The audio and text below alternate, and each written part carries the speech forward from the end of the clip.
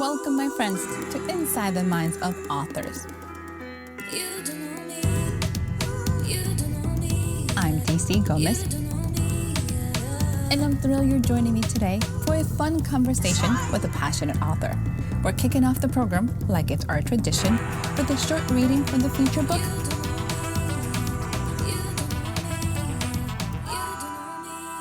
I hope you guys enjoy it. Let's get started. My name is Gudrun Cuillo, and I am in the beautiful site of my home in Tuscany, in Chianti Classico, in the very historic area of Radda in Chianti. And I'm very proud to be with DC here, and I would like to introduce my book. I started basically in the midst of the book. It was late in the afternoon when she got the text from Todd. On my way to JFK, we leave Berlin Sunday morning and arrive in Florence at midday. James will arrive from Frankfurt an hour later. I cannot wait for him. Please let me know who will pick us up. Thanks, darling. Loves, hugs, and kisses. She couldn't wait to see them. And the weather was so gorgeous there. They would never want to leave. She called the cantina, the wine cellar, and asked for Paolo. Ciao, Paolo. Remember that I told you some friends will be coming to visit soon. They arrive in Florence on Saturday. Is there someone who can pick them up? Of course, Erica. Santo will do it. Do you have the arrival information? She read him the details and added, please make sure he has a sign with Casalvento on it. No problem, I'll take care of it. Have a nice evening. Suddenly, Erica thought of her grandfather's second letter. Before she could second guess herself, she said, Paolo, if you have nothing planned for tonight, do you want to come to join me for dinner? Maybe you can help me prepare it. You are cooking tonight? Yes. What are you making? And Erica suddenly realized what she had said. She had no idea what to make, or even if she could prepare a meal. Before she could say anything, though, Paolo went on, it doesn't matter. I'll be there at 6. Paolo, 7 would be better. Okay, 7 then. Ciao, ci vediamo fra un po'. Ciao, she answered, and quickly answered Todd's text back. Then there was the question of how to make dinner. She had made pasta with Torres' sauce, but never prepared a whole meal on her own. Her cooking lessons hadn't progressed that far. She obviously needed some help. Here you are, Torres, Erica said as she went down to the kitchen. I was just on the phone with Paolo and invited him for dinner, but I'm afraid I told him I was cooking. Doris laughed. Okay, so what were you thinking of making? Oh, I have no idea. What do you think? Can you help me? Well, I was planning on making pasta fagioli for dinner. Remember the dish? I already soaked the beans overnight. It's easy to make and Paolo likes it. Come on, we can do this together. Eric got an apron, turned on some music, poured herself a glass of wine, and smiled at Doris. I'm ready. Where do I start? First, get a large, deep pot. Then we need to chop a big onion. Erica followed the directions, digging out the biggest pot she could find. So what's next? We need to peel some garlic cloves and mince them. Then chop a couple of carrots and stalks of celery and mince the tomatoes.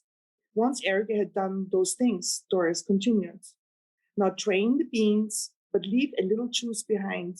Then chop the parsley. We'll need some broth and pasta too. Doris, what about the sausages? Oh, well, Miss Erica, I just wanted to see if you remembered.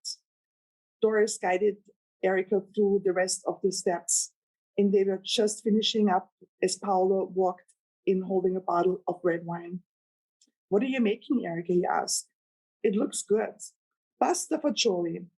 I will be done in a few minutes and we can eat outside.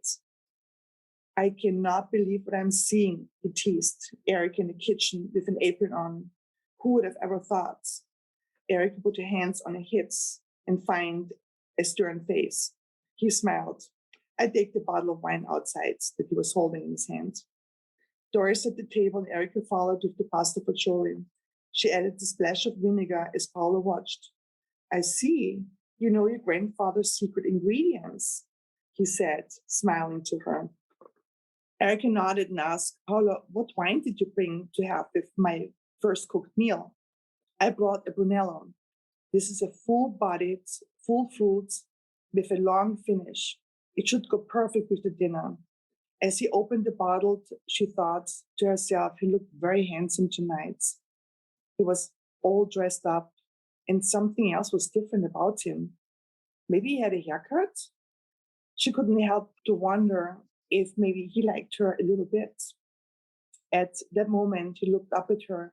Shall we see what kind of a cook you are?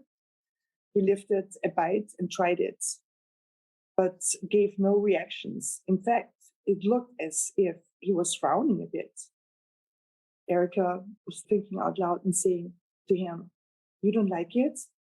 I'm kidding around. I love it. I'm impressed, but it's probably a beginner's luck.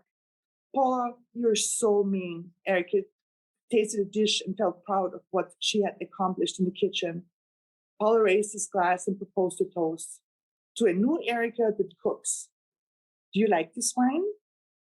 Yes, it does go well with the meal, you were right. Paula replies, if you want, we can go to the Brunello Montalcino and do some tastings. It's only 6 kilometers south of Siena. It's another region of Tuscany, and Brunello's red wines are also DOCG. What do you mean? DOCG, it stands for Denomination di Origine Controllato e Garantita. In English, Denomination of Controlled and Guaranteed Origin. Brunello's grapes are also 100% Sangiovese, but they taste a lot different than ours. How many kinds of Sangiovese are there? Oh, more than 48. If you want, we can go for a trip to the top 10 wineries. That sounds wonderful. I would love that. After dinner, Paula helped Erica clean up. Then they went back outside and kept talking mostly about Livernano. We should go there tomorrow, said Paula, and see how everything is going. You know, Paula, I never had dinner there. Maybe we should have an early meal there. He replied, dinner for a second night in a row? I must be a better conversationalist than I thought. Oh, strictly business, of course, Paula. Erica added quickly, blushing at the joke. I need to learn how good our chef is. Okay, I'll see you tomorrow in the office, and we'll drive over there around 4 p.m. I want to check the wines over there as well. That sounds perfect. But now I'm tired. Cooking has exhausted me, she laughed. It was delicious, Erica. Thank you. He gave her a quick kiss on the cheek, left and right.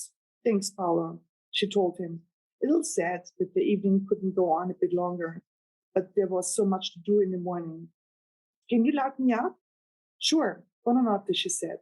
So Eric and Todd arrives the next day. Erica took Todd and James to the table, set with pretty lemon patterned ceramic plates.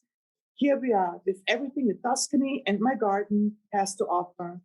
Fresh mozzarella with tomatoes and basil, fresh from the garden. Cucumber salad with oregano, marinade with a little yogurt and our own olive oil. And some local prosciutto, several cheeses, a zucchini, frittata, bread, and parmesan. That was effusive. Darling, I want to marry you and move in here. No wonder you love it here. This is simply paradise. Everything is done with so much taste. The stone walls with the climbing roses, the terracotta tiles. He looked up. James, look at this angel sitting on each of the corner of the roof. Erica tilted her head. You know, Todd, I never noticed them before. Darling, that was the first I saw. Why don't you go look around the back? I'll go get the Prosecco. Todd and James walked to the back of the patio, and when Erica found them, they stood taking in the view of the vineyards and the olive trees. Oh my God, Todd said. I have died and gone to heaven.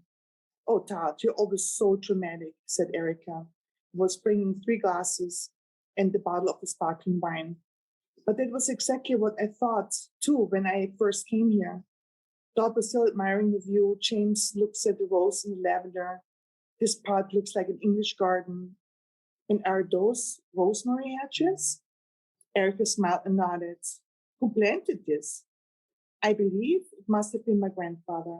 She handed the glasses to Todd and James and poured the Prosecco. Salute. Erica, to you. Let's go and eat. The afternoon passed quickly as they sipped their wines and leaned back in their chairs to savor the view of the Tuscany rolling hills.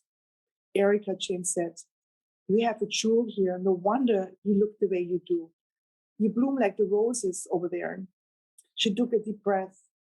I thought I had the perfect life in New York, but fate had something different in mind for me.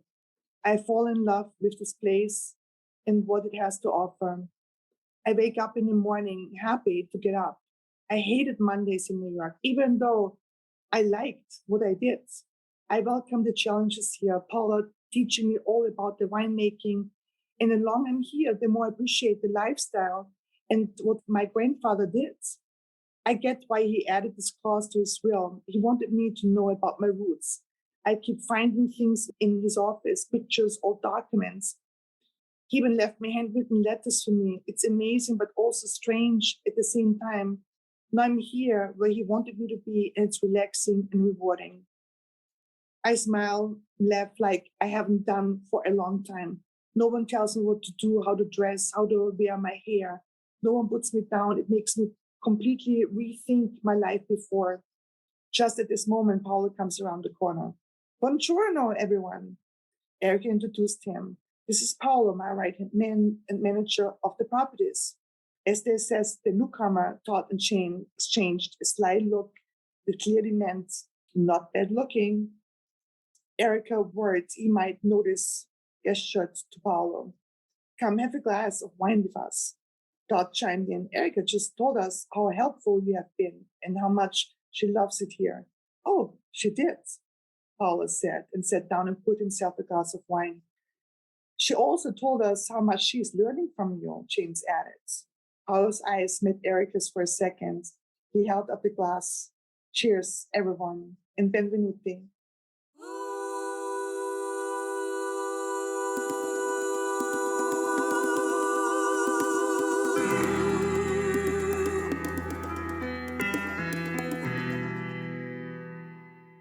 Hi, everyone, and welcome to another amazing episode of Inside the Minds of Authors. I have a special guest that I can't wait for you guys to meet her and chit chat. So I hope you enjoyed this reading as much as I did. If you're new to the podcast, go ahead and subscribe. You can find us at any of your favorite podcasting station and my website and even on Facebook. So you don't want to miss out. So make sure you subscribe. Also, if you're interested in supporting the podcast a little more and want to watch unedited videos of the podcast, go ahead and join the Patreon community. It's going to be fabulous. You get to see it before anybody else. Amazing.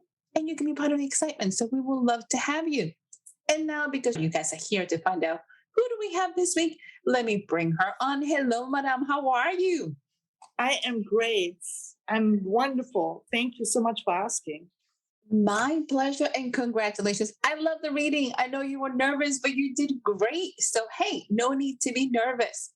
I know it's a language barrier, I guess. Not so much in the reading part, but in the talking part. I always swallow my W's, I was told. You sounded awesome. I am excited. I want to know and get started. Tell us a little, what is this book about and where did it came from? Because you talk food. I'm a food fanatic. So I'm like, let's hear more. So do tell. Well, the story starts out from a woman who thinks she has everything in life, living the accolades of the high society with her fiancé, Greg, who is also a high-powered real estate attorney. And he is just about to tell her on her 30th birthday the dates that she can choose where they decide to get married. The next day, she's getting a letter from Italy, a registered letter, and she finds out that she has inherited properties in Tuscany. So, long and behold, Craig is a very controlling person and was not very thrilled about that. But she was told that she has to come to Italy in person. And when she arrived, everything has changed. And there was a stimulation in the will that she had to come and live there for 5 months before she's able to take over the properties, Livernano and Casalvento. So I don't want to reveal too much of the book because it is a very interesting read. But I think the most interesting part of it all is that I started out with these imaginary characters and going into the book and going into chapter 10, I realized that Erica was not a fiction, that Erica became me. And it started about what I had experienced when I first came to Tuscany, with the winemaking, with the barrier of the language, with the bureaucracy of Italy, and with everything that comes with it. So it was quite interesting. It was challenging. And this book actually came about on a bit of a sad note, because my husband was diagnosed with dementia and with Alzheimer. And as a caretaker, if some people would know that, it is very difficult and you become very lonely, and you are in your own little world, because the people, they don't recognize themselves anymore. They don't allow other people into their homes, and I became very lonely. Writing was always my passion. I wrote many things, but nothing has ever been published. My Paulo Coelho is always next to me, my diary, and I put my thoughts and my mind in there. And then my mom came up with the idea, and she said, you know what? Why don't you just write a novel? And I did, and I put every effort I could and every emotions and every bit of happiness that the book gave me into this book. So it was a big surprise for me when the book was finished and it got published. This is such a powerful journey and such a beautiful way of seeing your life reflected in art. It also gave you an escape, and it gave you a way to heal from being a caretaker, because nobody understands, unless you've been there, how hard it is. Very difficult, very difficult. And people have to be very afraid that they don't lose themselves, because they don't know themselves anymore. And my husband was a very, very powerful man. He was the second youngest from 7 children, first generation from Italian immigrants born in the Bronx. And he grew up so poor that his first pair of shoes he got when he went to the Navy. And he always promised himself if he would make it from the wreck to the riches, he would buy himself something in Italy. And he did. He was very successful in life in the car industry, where he made his money. He did many Broadway shows. He supported the young and the artists in every single way he could. To see someone deteriorating like that, he was the Renaissance man. He got the Lifetime Achievement Award in business. Sometimes I reflect back on how many hands I shook of people who were so important. It led me to this. So in my point of view, without me knowing, I actually set a monument for my husband, for Casalvento and for Livernano, because Casalvento and Livernano actually exist. Casalvento is my personal home, where we have also the winery, and Livernano is a medieval borgo that is 1,500 years old. It was abandoned in 1953. The last family left. We purchased this in 2000, and over the years, we completely reinvented and rebuilt Livernano. And now it houses our guests. We do a lot of weddings and things like that. We have a church there. And it's a magical place. I'm really sitting in paradise here. You said something which I think is really interesting. You talked about how powerful your husband was, but you haven't mentioned the fact that it takes a powerful woman to be behind a person like that. Let's be honest, because you are the one who's picking up the pieces when nobody sees. You're the ones who are holding everything down at home so they can go and conquer. So sometimes from that perspective, we tend to forget that. You say it's a monument. I think it's a monument to both of you. It is a beautiful reflection of both of you and everything you guys did together. So congratulations. I am definitely sorry for your loss, but I'm glad that you were able to take it and do something beautiful with it, because sometimes we get lost in grief. Oh my God. Yes, absolutely. And I found a passion that it completely fulfills me. I listen to music. I always write with music, and I write with my lucky pen at my fountain pen. And then the next morning when I get up from 1 to 5 o'clock, I sit in front of my computer, and then I put the thoughts that I wrote the day before into my computer. And I'm always surprised, even when I'm writing it myself, like the second time putting it in the computer, all of these emotions and the thoughts that came out. And my goal was to really describe the beauty that Tuscany, Chianti, Classico has to offer. It's such a historic place, and I'm surrounded by Florence, by Siena, and to visit those ancient cities and going through Uffizio and seeing the paintings, going through the Renaissance time, it is just absolutely breathtaking. I'm very, very blessed. And I say thank you every day for that. That is beautiful that you're able to put it together, that you're able to put it in writing and into words and bring it to life to everybody else who doesn't have that opportunity. And I'm totally jealous because your view is gorgeous. I'm like, oh my God, absolutely. So let's talk a little bit about your writing process. You write every day. When Mhm. did you realize this makes me comfortable? Because everybody has different writing styles. So you write every day, you write in the afternoon. Are you doing it all the time? Do you give yourself some breaks? How do you do it? So I'm a person who loves to observe people. So sometimes, when I do my wine tours and when I do the wine tastings, afterwards, when I'm by myself at home, I write the day down. I write down of what impressed me, who came through the door, and what kind of backgrounds everybody has, why they came to Italy. And then you just put your notes together. On my first book, I actually wrote the beginning and the ends. And during the summer, I just filled out the chapters. I set the book aside for a couple of months and I reread the book and I gave it to my lawyer, and my lawyer went and sent it to some publishers. And the first one I sent it to, they picked it up immediately, which was Greenleaf Publishing House. I still cannot believe what has happened.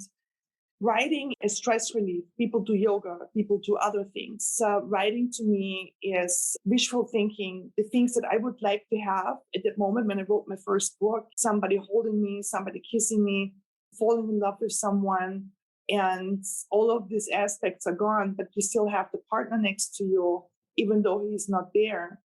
And so I put everything that I like, visual thinking, what I would like to have when I watch the movies, when I do this and this.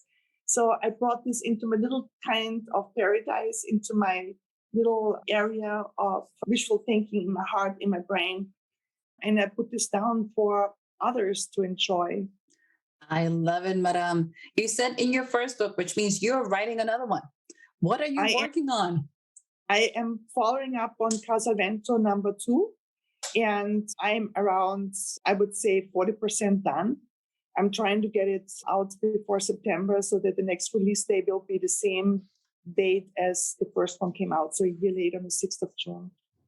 Ooh. And DC, so when I got this thing from my publishers and they wrote me, the following is the publication of Casalvento, became an instant hot new release on Amazon in 7 categories, including romance literature, fiction, general Italy travel guides, single woman's fiction, small town and rural fiction, women's adventure fiction, historical Italian fiction, and travel adventure fiction. The book also achieved amazing Amazon bestseller status in Italian literature category. When I got this email, I was like thinking to myself, they're talking about somebody else. That's not me. That's such a good feeling. I still don't believe it. I still am beside myself that something out of nowhere, achieved this. And the other thing that's amazing, because I'm going on to, which is helpful for my next book, onto the people that are writing comments on the book.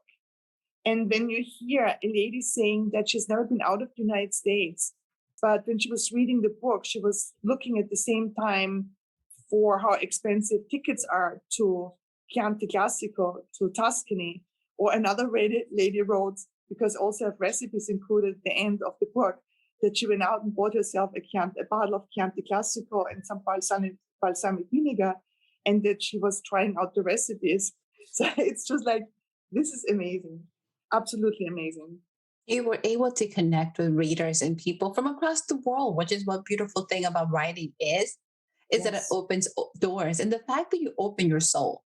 So you're very authentic, you're very compassionate, and you put your souls and your emotions into the page. So readers can connect with that, which is absolutely amazing. It's everything we want. So working on your next book, you're busy creating. Are you ready? How does that feel to be doing book 2? It feels exciting. I had the problem in the beginning of where I would start. And I don't like to have the chewing gum effects in the book. I wanted the readers, even with the winemaking and with Chianti Classico, with the history, there's a parts of Florence in there, Siena in there in my first book. But nothing is too long, and it's very easy for people to read. So my first language is actually German, and I wrote the book in English, and I apparently have a different kind of style of writing. It's an easy read. And my second book will be the same, but more focused on the judging of the wines, with a bit of dramatic in there, with jealousy of the neighbors. When you get 3 Bicchieri or 92 points in the Wine Spectators, I would also like to include Arezzo and Rome in my next book. And then at the end, when I'm finished with that, there is going to be a dramatic moment in the book, and Inspector Mauro is going to be introduced. And then from there on, I would like to write like series of like not too crazy criminal kinds of things, but something interesting, something exciting that happens in my area here with a bit of a twist. I love it. You're having fun, you're embracing the process, and you're taking all these emotions and making them your own, which I absolutely embrace. And I love the fact that you love watching people, because I do it all the time. Oh, that's amazing. Sweetie, tell us, where can our listeners find you, where they can learn more about the book? Okay, so the book is on Amazon.com. Then it's also on Goodreads. It is available in all bookstores, Barnes & Noble, and so on. You can go onto my website, which is Gudrun Cuillo, GudrunCuillo.com. I'm also on Instagram and Facebook as Casalvento and Livernano. Awesome. Listeners, you can find her anywhere. You can pick up this amazing book and get lost in this journey, which is super exciting. And pick up some recipes, because the food sounds delicious. I'm like, ooh, and I'm so hungry. Is the wine. So is the wine. See, that's even better. Yeah, I just blended 2 days ago my new Chianti Classico, the Gran Selezione, and it is just amazing. Our company, it's a we team, it's not an I team.